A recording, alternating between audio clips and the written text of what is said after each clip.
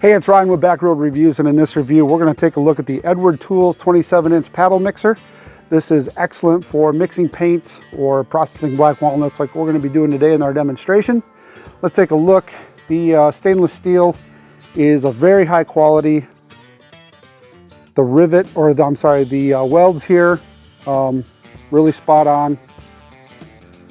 It's not too much to this, but it is hefty, it's thick, and it's going to last, and that's what we're looking for. So if you're in the, if you're going to be mixing a lot of stuff for over on the homestead, or do a lot of paint, nice way to attach it to a high power drill.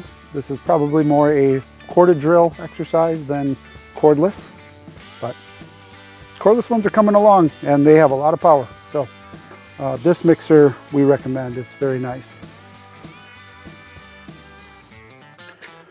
There's the label there. Tool holder right there. All right, let's get mixing.